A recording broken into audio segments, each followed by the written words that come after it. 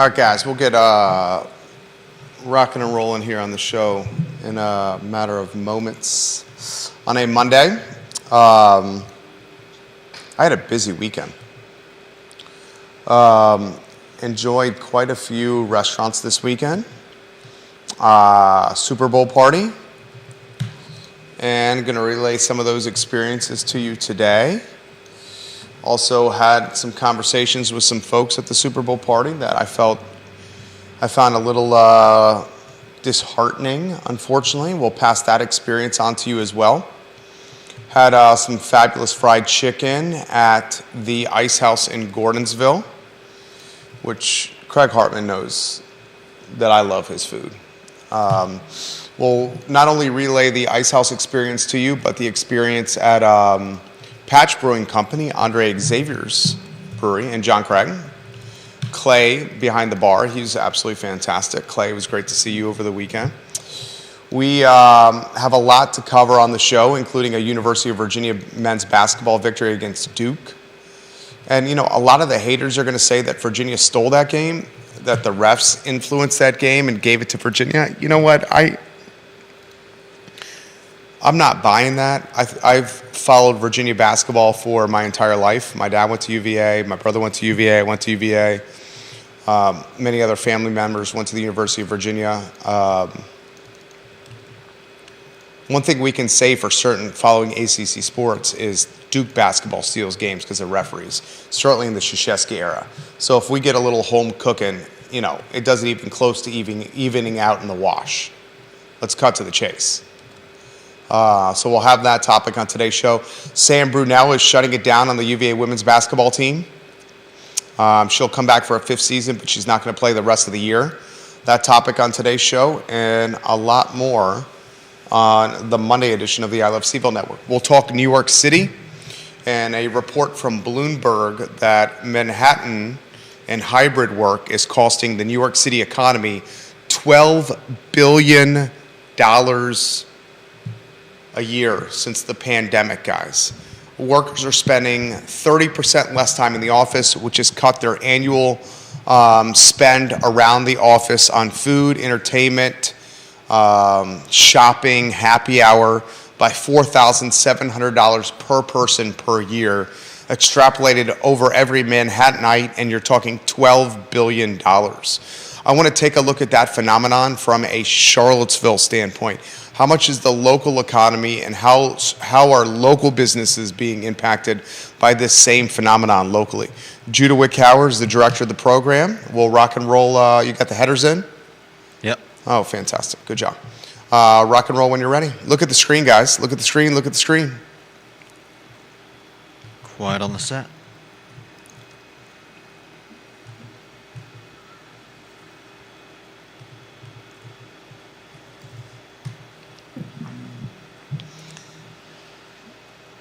Guys, good Monday afternoon. I'm Jerry Miller. Welcome to the I Love CVille show. Thank you kindly for joining us. It's great to connect with you guys through the I Love CVille Network, a show presented by Scott Wagner of Scott Wagner Integrative Medicine. Take a look at the screen and you'll see some headlines we'll cover today. I also want to pass along some firsthand experiences from over the weekend of enjoying some beverages on the town, some food on the town, and a Super Bowl party over the weekend.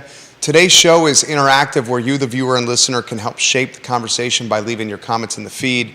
Today we'll talk about the challenges Manhattan and the Big Apple are facing from a hybrid economy. Folks aren't going to the office as much, and as they stay home and work remotely, the businesses around densely populated office epicenters, worker epicenters, are struggling and suffering. That got me thinking about Charlottesville. How many businesses in the Charlottesville area are struggling because of this hybrid phenomenon that's transpiring? We'll talk about that on screen. This is based on a Bloomberg report, and I'll give you some data. According to Bloomberg, in New York City, hybrid work is costing the Manhattan economy about $12 billion. Each Manhattanite spends about $4,700 less per person because they're working from home as opposed to going into work and then spending some disposable income on coffees, on lunches, on happy hours. I talked about this with my wife, and she says that's very much very much a phenomenon. When she was working in finance in the Big Apple, not only were they going for coffee breaks, but for lunch breaks, but often after work they were heading as a team to happy hours to further that sense of solidarity. Now that folks are working remotely through an internet service provider, that solidarity just is not there. So folks are spending less at happy hour coffees and lunches. We'll see if we can extrapolate that from a Charlottesville standpoint on today's show. A lot we're going to cover on the program, including Virginia's victory against Duke at the John Paul Jones Arena. Sam Brunell is done with basketball for this year, but she will return for a 5th year in Charlottesville. And Rondé Barber elected into the Pro Football Hall of Fame. This show is ready to rock and roll. I want to talk about last night's Super Bowl party. At the Super Bowl party last night, I was talking to one of my oldest friends, and someone I've known for close to 20 years. And I found out yesterday at the Super Bowl party that my buddy, who is, 66, 67, his wife, similar age, they're going to move this summer. 5 generations, a home in Fry Springs, the neighborhood. Now they're going to head to South Carolina, to Kiowa, South Carolina. And I asked him, why are you moving? Why are you moving? Why are you moving? He goes, look, I just can't afford Charlottesville anymore. The taxes are getting so expensive of my home that's been in my family for 5 generations. I need to find another path, another home to live in for my family. So we're going to sell our house and we're going to move to South Carolina. And he knows he's sitting on a gold mine in Fry Springs, a neighborhood that's close to everything, walking distance to parks, to trails, to restaurants, to the University of Virginia. And he's going to take the money after selling his house and head to South Carolina. And I said, well, have you considered the tax program where you can potentially appeal your taxes? And he said, we have. He goes, we have so much equity in our house, it doesn't apply to us. So I'm just sitting here scratching my head thinking, wow, this is the definition of gentrification. Here's a guy who is Charlottesville through and through and can't afford to keep his house. Just retired, and it made me sad. It made me sad because I'm not going to see my buddy as much. It made me sad because I know this is happening to other good people in this community. And I'm left scratching my head wondering what we can do about it. And I don't think we have an answer. I don't think we have an answer of what we can do about it. And I actually don't think at this time this is the government's, local jurisdiction's fault for this. Home values are just spiking so incredibly fast that when assessments come out, they're going to go up. And when they go up, folks on fixed incomes can't afford to stay where they want to live.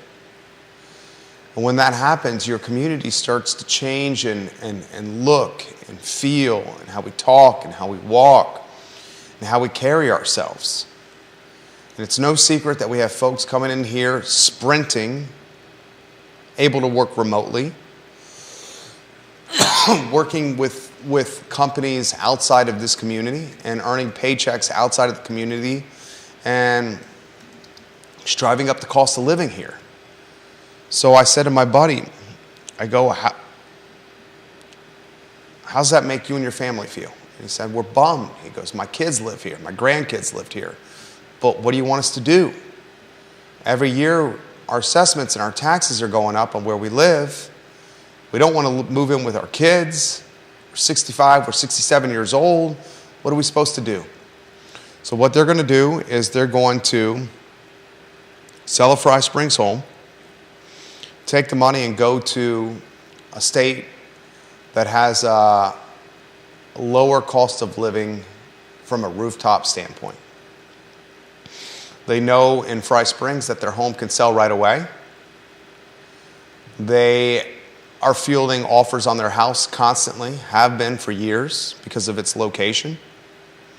To their credit, they're going to get a big bag of money that's going to help them from a retirement standpoint. I said, who do you think is going to likely buy your house? He goes, it's not going to be someone from the area that will. It's going to be someone from outside the area most likely, because our other friends are in a similar position. Guys, this is such a real phenomenon, this thing we call gentrification. And I think we're eventually not going to be able to even see a town that we remember anymore. Take what's happening in Manhattan. And I'll weave Judah Wickower here in a matter of moments, the director of this show.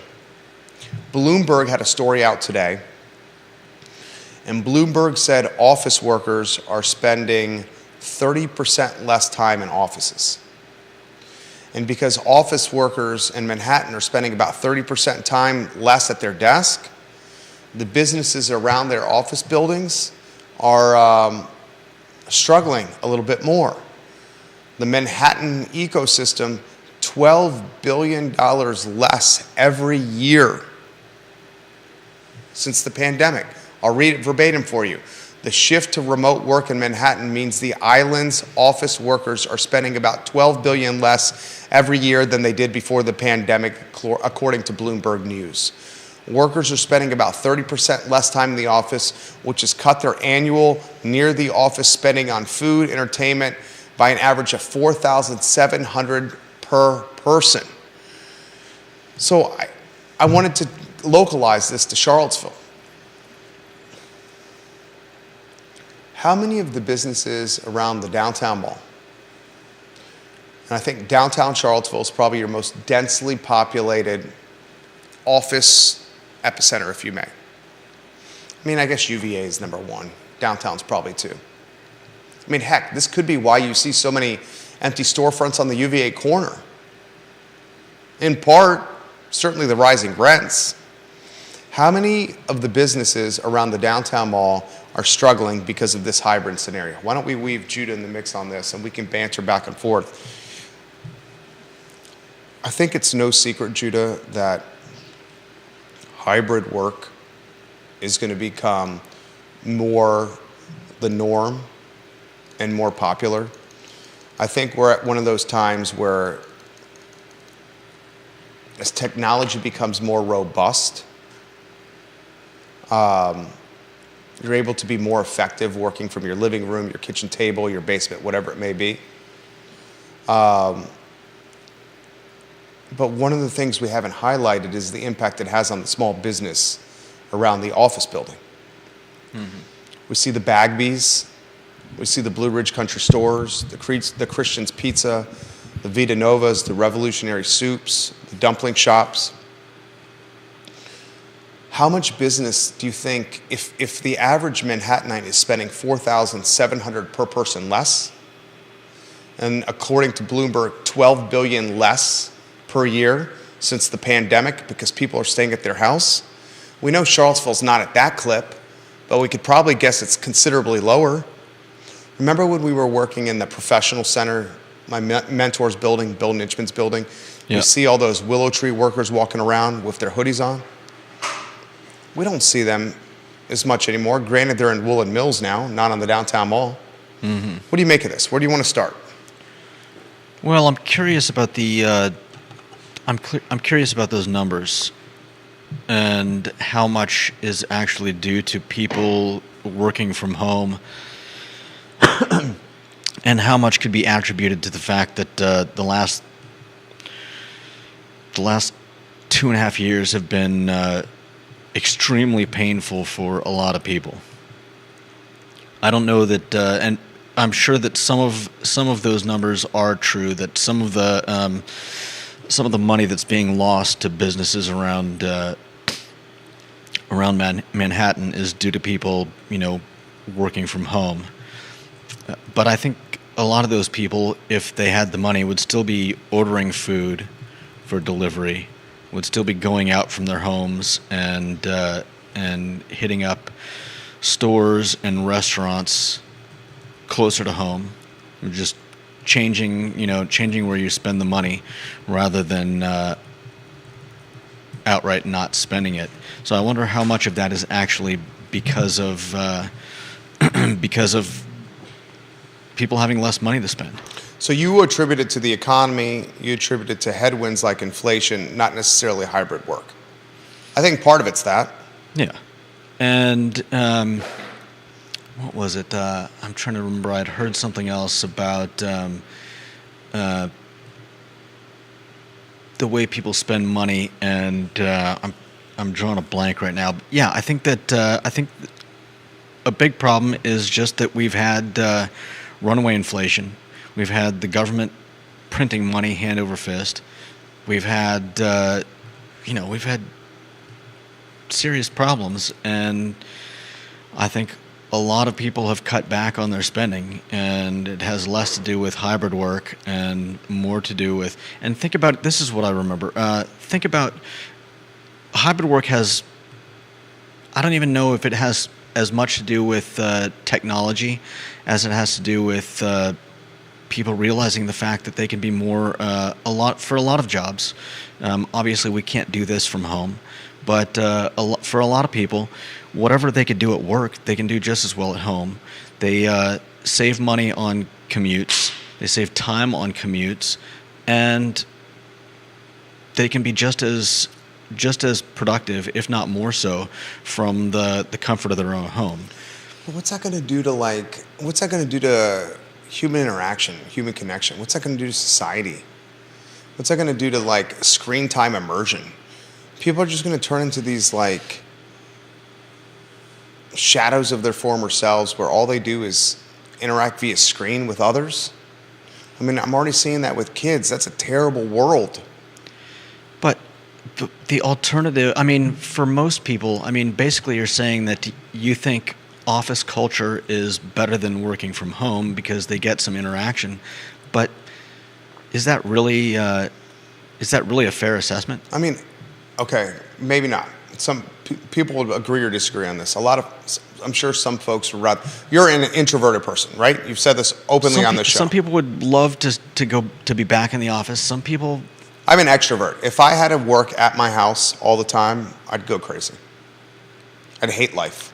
But imagine if I wasn't around other people, I would absolutely hate life. You have indicated on the show, so I'm not speaking out of turn, that you're introverted. You don't mind staying at home, and you can go days without seeing people and be fine.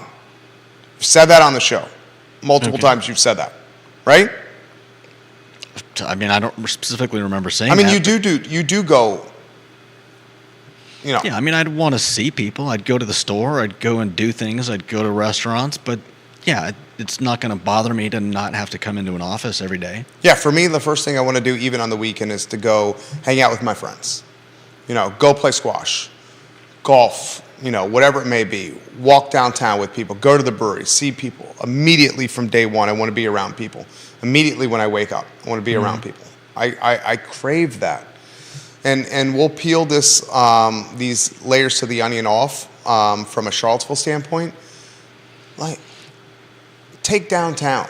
I'd be curious if we pulled the lunch offerings downtown, like the Country Store or Bagby's or Wilson Ritchie's Revolutionary Soup. I'd be curious to see what the drop in head count is at these businesses since the pandemic with hybrid work. Now, right. I think your point's fair that maybe some of this spending and cutting back on spend, $4,700 less per year in Manhattan, according to Bloomberg, per person, could be tied to the fact that the dollar's not going as far. I think that's a fair point. Great point by you. That's why I have a hard time with those numbers. Like, how did they arrive at those numbers? How are they deciding that this is all based on hybrid work rather than, other factors? But you would be more likely to go to happy hour after work if your guy sitting next to you in your cubicle or by you at your desk, the guys and gals said, "Come on, let's go, Judah. Let's go to happy hour." As opposed to you working hybridly from your house off of Ryle Road by yourself. No one's going to be able to persuade you to go to happy hour then because you're not next to them. That's fair, but what if it just changed the composition of those types of things? What if instead of you walking out the door with your coworkers and heading to a bar, what if you're just going to a different bar that's in your neighborhood and you're calling some friends and being like, "Hey man, I've been stuck inside all day at home. I need to get outside. Let's go hit couple of pops. Bobby's on the corner. Yeah, devil's advocate. That's a fair point. I'll counter that point. Having the close proximity to people is going to create activity as opposed to having to wrangle people up that aren't next to you in the room. You're saying everybody's sitting at home in their pajamas, and so it might be less simplistic to get Just people walk to out go the out door with and you. go next door to the bar. Don't you think? You're saying if they were at work, they could just walk out the door and go. Yeah, they're already dressed. They're already ready to go. They just went through a day of battling in person together, and now they're going to go. To the bar and have some fun. I mean, I'd be curious if we talk with the owners of these businesses, and we do. Jamie Turner, I'll get you your comments here in a matter of moments. What impact this has on their business? I would almost think that they would actually have more time and availability for stuff like this working from home. Because if you think about it, a lot of people, I don't think we have quite the same problem here in Charlottesville, but a lot of places have pretty big commutes. I mean, imagine having to get on a train or a subway or or just get in your car and drive or ride for a half an hour, 45 minutes, an hour. I mean, if you're doing that twice a day, that's a big portion of your day. And I find it hard to believe that people who are making long commutes are just stepping out the door of work at the end of the day and going to the bar and, spending money. You think Bloomberg's making these numbers up? No, I don't think they're making them up. Like I said, I question how they're coming to those numbers. Are they just taking how much money? It's probably based on sales receipts at the end of the year collected by the jurisdiction. But that's not proof that this is all based on hybrid work. That's just lost money. A contributing factor. I'm sure it is a contributing factor, but just because it's a contributing factor doesn't mean it's the reason why people are spending $4,000 less per year. $4,700. $4,700. Yeah. I think it's in part what you're saying. It's the dollar's just not going as far as it did. And I'm not saying that that's all of it. I'm just saying that it's easy to massage some numbers and tell the story that you want to tell. And if somebody wants to tell the story that hybrid work is killing the American economy, I don't think it's killing the American economy. I think it's killing a portion of small businesses in America. I think hybrid work, if we're not careful, is going to have a much greater impact on a local mom and pop bar or a local mom and pop sandwich shop than it will a corporate chain. Possibly. A chain's going to have, as we've identified, more economies of scale and deeper pockets to withstand customers not coming in, where a small little guy is not going to have those resources. That is true, but we've been seeing some bigger businesses closing their doors around here recently. We've also seen bigger businesses around here open, and we've seen the smaller businesses close at a greater clip than the bigger businesses have closed.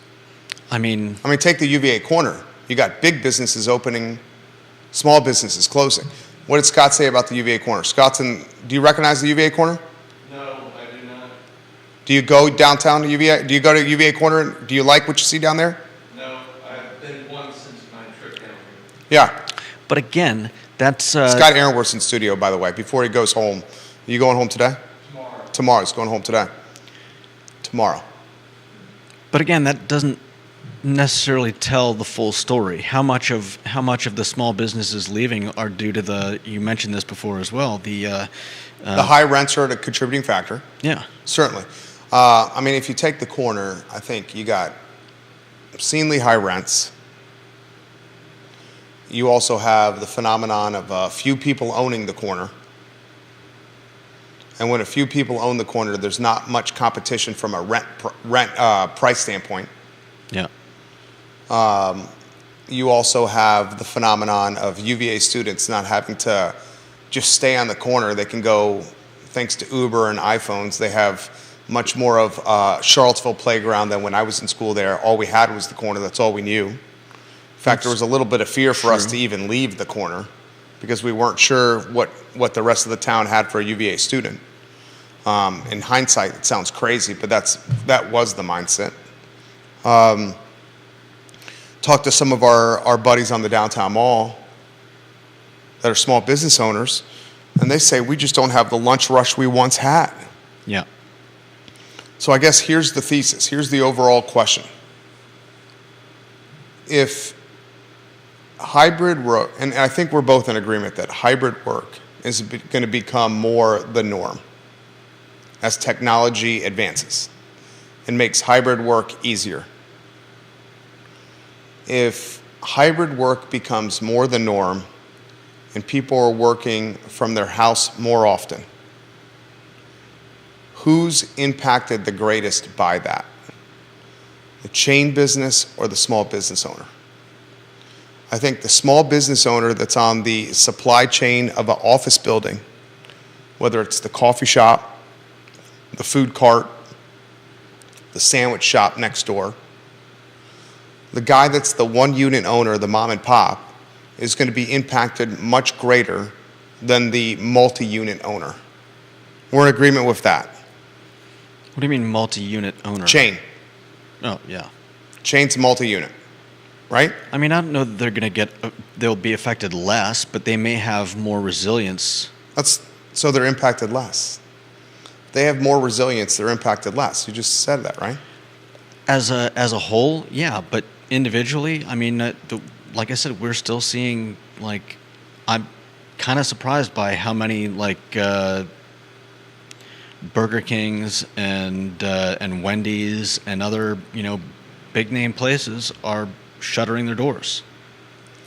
Yeah, but they are closing, but they're also, look at like McDonald's earning report. They're talking about how many locations they're going to open globally and nationally. They're opening.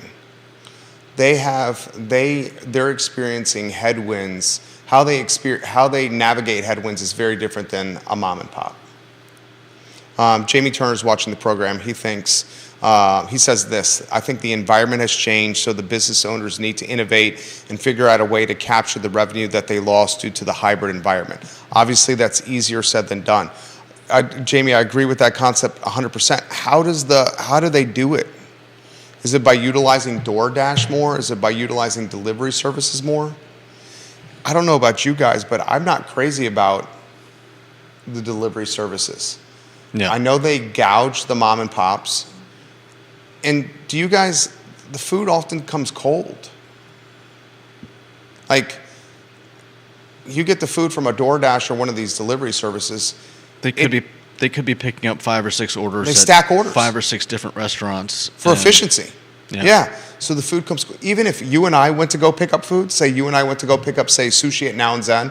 My wife did this last week, right? Us picking up sushi at Now and Zen, we can do it faster than if DoorDash delivered it to us. Yeah. Because they have to pick up 3 or 4 orders on the route to make it worth their while. So by the time that sushi gets to us, and I don't know about you, the last thing you want is sushi to linger in a box longer. You want to eat it right when it's made. Yeah. I guess I'm worried. We still don't know what the collateral damage of COVID is going to be. No. I'm worried that as we figure out what it is, that we're going to look back and be these businesses that were tied to that office building. And I'm just talking hypothetically. These businesses that thought they signed a great rent, a great lease, a great terms to open a business, a sandwich shop next to this office building. Maybe it wasn't so great because of COVID, because these folks get to stay home more. Yeah. And I don't even know what the solution to that is. Do you? I don't either, and I think, we talked a lot about pivoting and changing the way we do things, and some of it's from COVID, some of it's just, I think, the fact that we are in a changing environment. I mean, we also talk about McDonald's and other places doing business without without workers, robots, or We- kiosks, or whatever. That's not just because of COVID. We're getting to the point where technology is becoming available that allows those things to happen, and I think we're going to see more of that in a way that's really tough, but at the same time, it might be a good thing. What about, what happens when technology enables us to get rid of jobs that nobody wants to do? We were at Eventually- McDonald's. My son loves the. I'm not a huge fan of McDonald's. My son just loves the sausage biscuit. We went on Sunday morning because he wanted a sausage biscuit, and it was the McDonald's at Pantops on where is it? Kind of by Dardentown Park. Yeah. There were 2 people working in the entire McDonald's. 2. There's 1 person taking orders and then 1 person in the back of the house. That's all they had. I don't see how that's sustainable. I don't know. But the technology is going to make it that it is sustainable. Guy who owns Bagby's. We love Bagby's, right? Yeah. I love Bagby's. My wife loves their cookies. I love that it's father-son working the counter. Mm-hmm. He told me his wife bakes the cookies. I think some of the best cookies in town are the Bagby's cookies. Yeah. She uses a lot of butter in those cookies. Traffic is down. I mean, traffic is down on the downtown mall. Traffic is down on the downtown mall in general. How much is that down traffic? What's going to happen if these buildings all around downtown Charlottesville continue to go more hybrid? How is a guy like this, how's Bagby's going to continue? They're not open for dinner. Right. They're open for lunch. Nook isn't open for dinner any longer either. It's the only shift. Yeah, there's a good example there. How are they going to stay open? I don't know. And do we just then get left with storefronts that end up getting so vacant that the landlords get desperate that then they say, all right, I understand this is the downtown mall, but I need to get a tenant in there because the taxes are eating me up owning this real estate. I'm just going to put a big chain in there? Is that what's going to happen? I mean, I would I mean, imagine that's what's happening on the corner. I would imagine if they're not getting lunch crowds and it's specifically because of hybrid work, then maybe dinner is a better option. But there's clearly something going on the mall, and I don't think we can say that it's all because of hybrid work. I don't think there's enough hybrid work in Charlottesville I agree with that. to Diminish demand downtown. yeah. I mean, I think downtown's a brand problem. We've talked about some of the violence that's occurred on the downtown mall. We've talked about some of the harassment people have received from people in the downtown mall. We've talked about the fact that there was no First Night Virginia. Then you've got obviously COVID, and you've got people with less money. There are so many different contributing factors, I think, to the decline of people in the downtown mall. And I would imagine it's the same in a lot of other places as well. And that's the main reason why I question that statistic, that all of that, the $4,700 per person Is per associated year with hybrid. is all because of hybrid work. Well,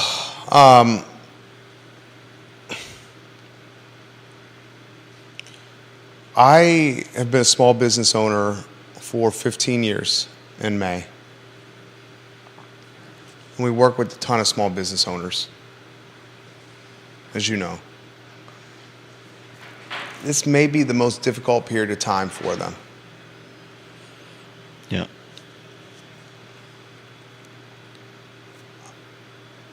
I don't see how a small business owner that is going to tie his or her business to a lunch rush or a breakfast rush or a coffee rush around an office complex is going to be building a sustainable model long term, unless they were somehow able to automate it with like some kind of kiosk robot doing that selling of the goods.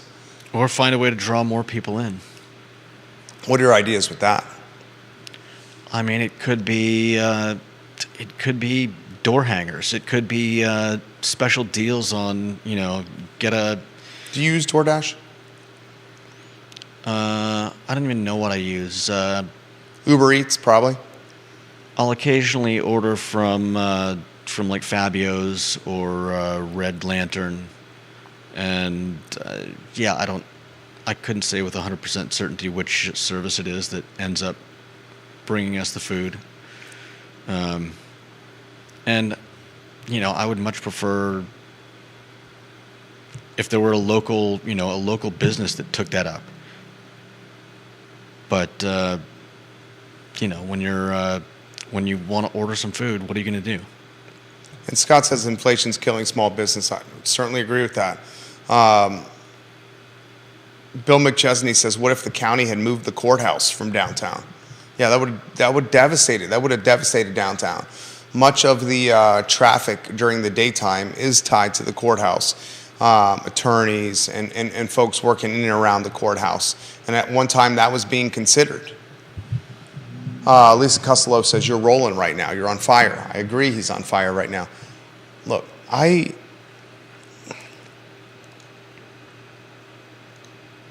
worried about the folks that open up businesses around densely populated areas during daytime hours because they wanted to scoop up that traffic.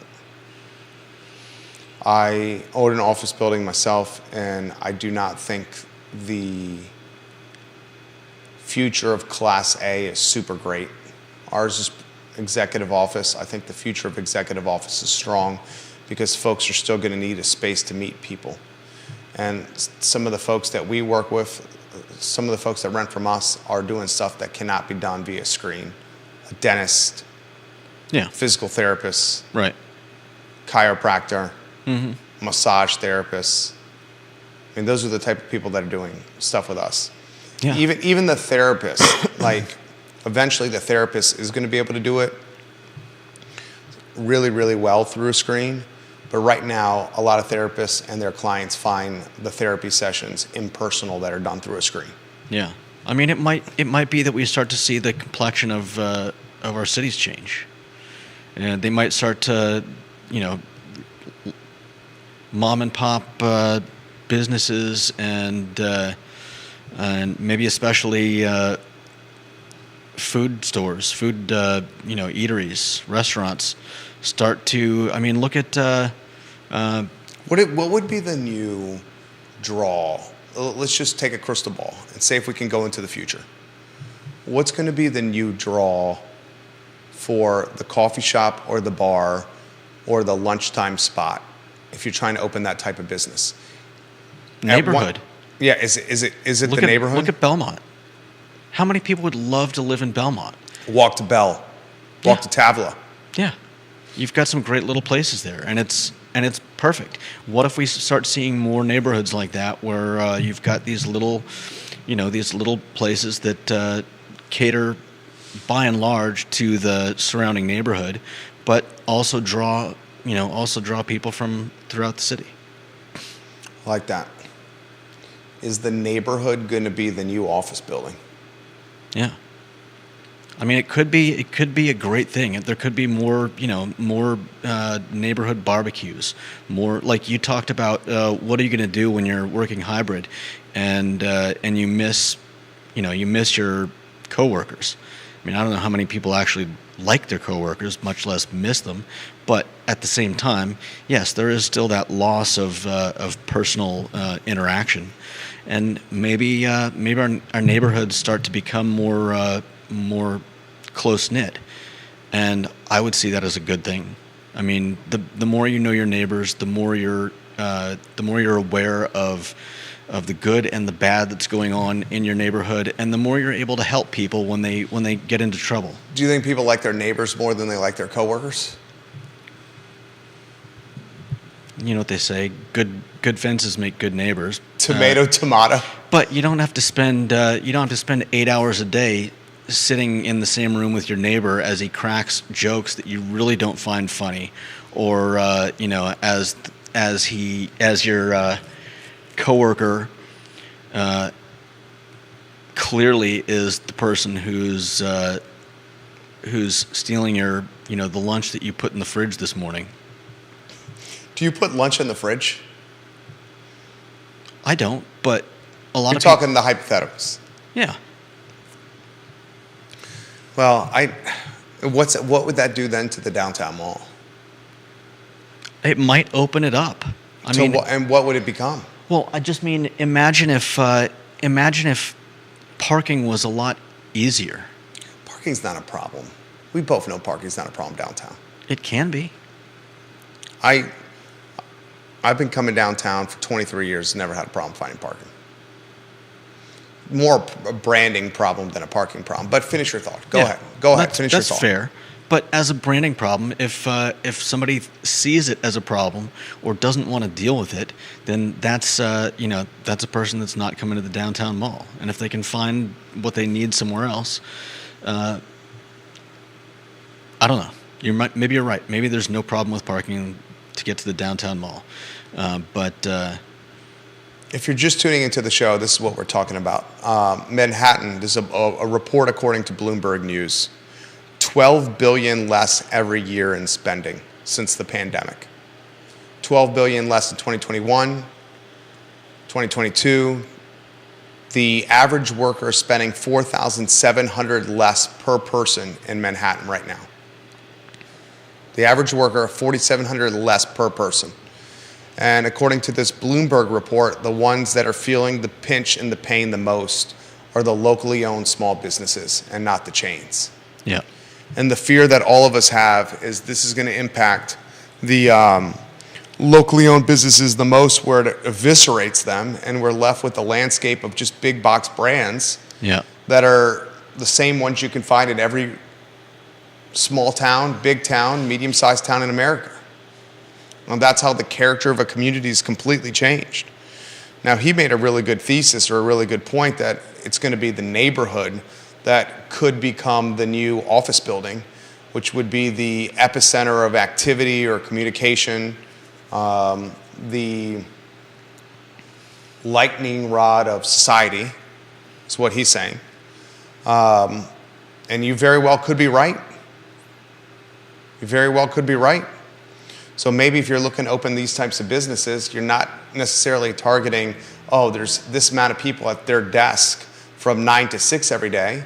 Instead, you'd be targeting, there's this amount of people that live in these houses that are working remotely that are going to get out, and they're going to go to my place to get a drink or a coffee. So maybe I should open around the neighborhood instead of the office building. Yeah. Or more food trucks are going to open up. I keep talking with the food truck owners, and they emphasize constantly the food truck game is a young person's game. It's a challenge, dude. We care so much about Charlottesville, and we see the corner like before our eyes. Have you been in the corner anytime soon? Anytime recent? No, I can't remember the last time I went to the corner. I go there. I could never stay in the corner anyways. Why? Because it was, again, parking. You go driving around. I don't want to park in the parking garage. Driving around looking you for... You can park on West Main and walk down West Main. Well, that's fine. I respect that you don't. I love the corner. That's one of my favorite spots. I mean, the corner was in part one of the reasons why I went to UVA. I look at it now, I don't recognize it. I go to the corner often. I was at the corner 4 or 5 days ago, often. Yeah. And you have businesses that literally have papers on the storefronts. That's you too have bad. chains all over the corner that I'm shocked to say, because when I was in there from 2000 to 2004, there were no chains there. Now, off the top of my head, Raising Cane's, Chipotle, Starbucks, Qdoba, just to name a few. Yeah. College Inn's gone. Little John's gone. Michael's Bistro's gone. Yeah. Told my dad the other day Little John's was gone, almost as if he saw a ghost, how he responded. It's tough, man. And I don't know if it's going to get better. Yeah. I don't know if it's going to get better. Comments coming in, fast and furious. Both you guys are right. It's not just this is from Christoph Kraelson. He says both of you guys are right. Not only is it hybrid work, but it's inflation. It's the fact that we can barely pay our bills and the dollar's not going as far. And it's also the fact that there's labor shortages. So when you do go to these businesses, you're waiting longer than you did before. Yeah. Oftentimes we're stuck on set times for lunch. So if we can't get our food and back in under 50 minutes, why go in the first place instead of just eating at our desk or ordering in? Right. Both right. Yeah, once bitten, twice shy. I know what he's talking about. You know, you try it one time and it doesn't work, and you're like, well, do I risk it every time I want to go get lunch there? Well, that's the point you made with the Nook. Yeah. Yeah. I went there at, I think just before 3 o'clock and found out that they were closing at 3 and they wouldn't be opening for dinner at all. I was just like, okay. I mean, if I'm ever looking for food on the downtown mall, you know, between whatever 12 and 3, okay, maybe I'll stop there. But am I going to go out of my way to try to hit the downtown mall specifically at a time when I know that a particular place is open? Only if I really want to go there. They got to fix that. I mean, I've heard that from other people too. How do you fix it? I don't know. I mean, how do you fix a labor shortage? How do you fix a labor shortage combined with, you know... Not enough customers? Combined with not enough customers, combined with a cost of goods recession being and inflation, unattainable, and the after effects of COVID. It's a lot of headwinds for people that can ill afford them. That's one of the challenging aspects of the merchants at Dairy Market is they're required to stay open, Yeah, set hours, even if there's no people there. yeah, And a lot of the merchants are saying, and I love Dairy Market, and I love ownership of Dairy Market, and I love the stalls of Dairy Market. They've said to me, look, how are we going to stay open? Why should we keep our stalls open if we have no customers there? We're just bleeding payroll. yeah, But then the owners of the market are saying, you have to keep the stalls open for the times when people come, because if you're closed and there's only 2 or 3 open, people are like, what the heck? And this they isn't won't a come market back. at all. And then they Yeah. won't come back. How do you solve that conundrum? yeah. I think it's the same thing at the downtown mall. How do you solve it? I mean, I don't know what you can do with inflation and recession and everything else. I mean, it's almost like you just have to have deep enough pockets to weather the storm. But And- none of the small guys do. I know. I'm not saying it's. And then we're just going to be left with whoever has the cash position to withstand the storm. Or You change it all together and create a business that's not tied to a storefront that can float and go. you just wait until you hope things will get better and save your save your war chest for when it'll actually do you some good. The tough part also is the small businesses we love downtown. A lot of them are owned by an older guard of owners that aren't innovating at the clip they need to be innovating at. Yeah.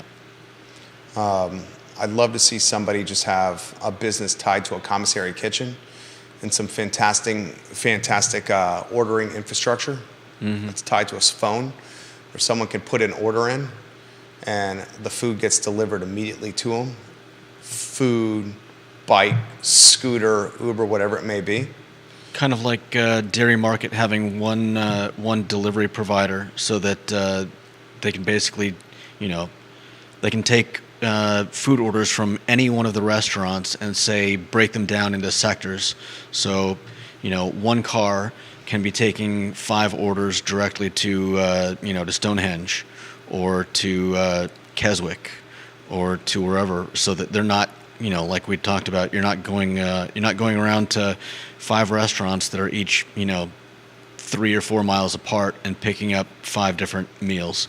and then delivering them to, wildly different neighborhoods. Which would make the product suffer, because by the time it gets to the customers, it's Yeah, I think that's cold and garbage. I think that's a great idea. In fact, it's almost like something that the kitchen. What do they call the kitchen? The incubator? Yeah, the incubator. It's crazy that I'm finishing your thoughts here. What if that became a place like that, where you have, 5 or 10 different menus that you can order from, and one delivery service? They tried that, though. Andre tried that with his food delivery service. We've had restaurants try it, too. It didn't work. I'm not sure we have the density of people to... Manhattan would. Charlottesville doesn't. Well, to say it wouldn't work, I mean, we've got delivery going all day, every day, right? Well, I meant the type of delivery you were talking about. The type of delivery you're talking about is I like that idea. But do we have enough depth in neighborhood delivery to say this driver's only going to work on that neighborhood? Well, it doesn't necessarily have to be this driver's only going to work on that neighborhood. It can just be, you've got 2 or 3 drivers, and you split the city into a few different sectors, and you do your best to organize deliveries based on time and location. Carol Thorpe says, my husband and I pulled up to the Aberdeen barn for dinner a week ago on Sunday at 7. I checked online to verify their hours before I left home, which said they would be open until 9. When we arrived, the restaurant was pitch dark with no note on the door. It was Sunday at 7 p.m. Yeah, and she probably is not going to go back to that. I've had some issues with that, and I think other people have. My wife had this Sunday. I think part of the problem is that they are starting to change hours, and just they're not doing a good job of updating their branding. They're not their digital hours. Yeah, updating their hours on Google. Yeah. And we do that for our clients. There's now so many spots that people are looking for schedules and hours online that changing your hours takes literally work for you to update all the spots online where those hours are posted. Because now you're changing it on Facebook, you're changing it on your Google profile, you're changing it on your website, whether you did a graphic or piece of artwork with your hours on Instagram, stories. There's so many spots for where you to change where you post your hours now that if you ever had to change them, it's very difficult to do. Yeah. Very difficult to do. I want to pass a couple of firsthand experiences before I head to my 2 o'clock meeting. I went to Patch Brewery on Saturday. Andre Xavier and John Craig spot. Yeah. Guys, Patch is awesome. If you haven't been to Patch Brewery in Gordonsville, you're missing a really good family area. The building is I think it was an old VFW, Veterans of Foreign War. Sounds about right. An old VFW hall. It's large, it's spacious, they have plenty of outdoor space. There's a baseball field, there's a playground. They have a second building that can accommodate people. They have a stage for bands. They have plenty of parking. Clay, who beer heads will know from Draft Tap Room. Clay is the guy behind the bar. I think he's the general manager of Patch. They got a really good spot. My wife and I and our 2 sons, we sat on a couch in front of the TV. We had a sampler and a couple of drafts, and we watched some basketball games and just had a great time. Then we ended up going to the Ice House in Gordonsville. You'll appreciate this. They've pretty much in person done a good job of removing Champion from the Ice House restaurant. Mm-hmm. Now it's just called the Ice House. Yeah. There was not a single Champion beer on the menu. The branding is changing slowly. The food was great. We got the family meal. It was like $34. Had like 8 pieces of chicken, 3 large sides, 4 biscuits. It was just dynamite. The mac and cheese at Ice House was some of the best mac and cheese I've ever had. It was that mac and cheese that was like loaded with cheese with the noodles, and it was like a little like crunchy and crusty, the cheese on the noodles. It was so good. We had the cheesy grits, which were good, and we had the mashed potatoes. Gordonsville is turned into this, it's turned into a destination. It's funny to say that with Gordonsville. Gordonsville has turned into an experience and a dining and drinking destination. If you have yet to go to Gordonsville, I would encourage you to do so. Well Hung Vineyards, friend of the program, Neil Williamson's got a spot there. Craig's opening another restaurant. He's going to have 3. He'll have the Barbecue Exchange, he'll have the Ice House, and then the 3rd restaurant, which is about to open. He is undoubtedly the mayor of Gordonsville. Well, Jamie Turner is the mayor of Gordonsville. Why don't we call Craig Hartman the king of Gordonsville? It was great. It was a great family experience. 2 or 3 other items out of the notebook. For those that are watch the UVA Duke basketball game, look, UVA got the win. To marginalize this victory in any capacity is absurd to me. Duke, so many times in the course of Duke being Duke, has had games influenced by the referees just because it said Duke on their jersey. Now Tony Bennett is the elder statesman, and he got some home cooking. Did the kid from Duke get fouled at the end? Yes, he got fouled. The ACC issued a statement after the game, and they said the referees made a mistake on the call. It happens. It's basketball. But if the game comes down to a referee making a decision, then win, lose, or draw, you didn't put yourself in a position to win the contest because you used a third party to determine the outcome of the contest. Okay? Virginia's in first place right now, a tie for first place. I think this team is still a Final Four team. I think Tony Bennett's got a really good ball club right here that's still finding itself. And as they do find themselves, they're only going to get better and better and better. 2 more items. Sam Brunell is done for the year with a foot injury. She's the Virginia basketball player from Greene County, started at Notre Dame, then transferred to Charlottesville to finish her career at UVA. The positive thing is she's going to come back for a 5th year. She's done this year, but she's going to come back for a 5th year. And Rondé Barber, the Virginia football great, was elected to the Pro Football Hall of Fame. I remember touring the University of Virginia before my first year. My dad took my brother and I and my mom into the McIntyre School of Commerce, where they had all the concentrations at the McIntyre School of Commerce and the salaries they were earning that year on average. And at the bottom of that chart on the wall, there was an asterisk that said, this does not include Rondé or Tiki Barber that signed multi-million-dollar contracts in the National Football League. Today, Rondé Barber is an NFL Hall of Famer, and he's earned it, and he's deserved it. So props to Rondé on that honor.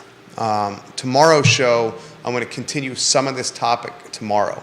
How do we support the small business owner at a time in this world that's changing so fast that we don't even know what the end of the year is going to look like from a consumer habits standpoint? We'll have that topic and conversation on tomorrow's show. For Judah Wickower, I'm Jerry Miller, and this is the I Love CVille show. Let's know when the mic's are off, James.